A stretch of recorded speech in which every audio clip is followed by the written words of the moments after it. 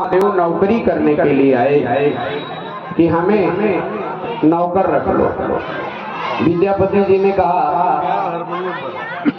कि हम स्वयं ही इतने निर्धन हैं कि हम नौकरी पे किसी को रखेंगे तो वेतन क्या देंगे। हमारी आर्थिक स्थिति ऐसी नहीं है कि हम कोई नौकर रख लें।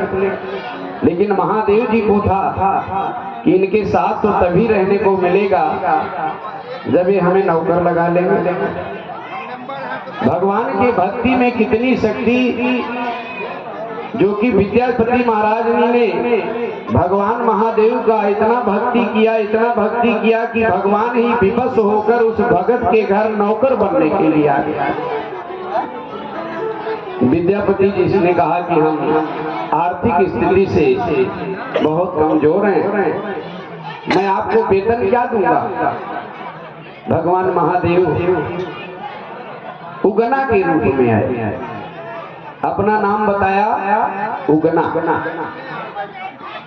कहा उगना, मैं आपको वेतन कैसे दूंगा, मेरे स्वयं घर में आर्थिक स्थिति बहुत कमजोर है।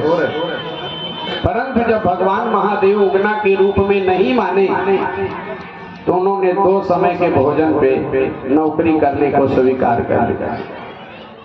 और विद्यापति जी महाराज ने 2 समय के भोजन पर भगवान महादेव को उगना के रूप में नौकर रख लिया। एक दिन राजा के दरबार में जा रहे थे विद्यापति महाराज, रास्ते में उनको प्यास लगी। उगना से कहा कि मुझे बहुत जोर का प्यास लगा है, मुझे पानी का प्रबंध करो। उगना विद्यापति जी महाराज से थोड़े ही दूर जाकर, क्योंकि महादेव ही थे उगना बने हुए, अपने जटा से ही गंगा जी को भर लिया लोटे में और लाकर विद्यापति जी महाराज को दिया।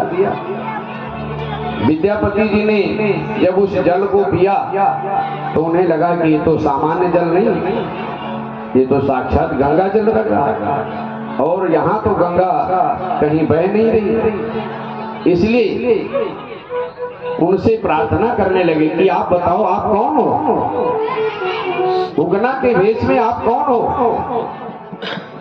तो साक्षात भगवान शिव प्रकट हो गए। बोले भक्तवत्सल भगवान की।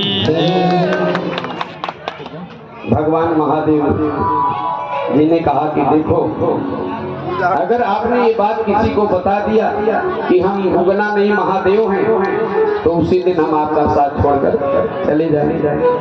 एक दिन उगना की पत्नी ने किसी गलती पर या कोई बात पर नाराज होकर उगना को ही मारने लगे। विद्यापति जी महाराज आए, देखा कि ये तो हमारे भगवान को मारो। अरे अरे तुम क्या कर रही हो, ये जिसे तुम मार रही हो ये भगवान साक्षात महादेव है, शिव है, शंभु है, आप इनको दंड दे रही, मार रही हो भगवान को। और जैसे इतना कहा वैसे भगवान महादेव अंतर्ध्यान हो गए। अब विद्यापति जी महाराज बहुत दुखी हुए कि भगवान ही मेरा साथ छोड़ दिए, तो अब मैं संसार में जीवित रहकर क्या करूंगा। रोने लगे, विलाप करने लगे। महादेव जी फिर प्रकट हुए।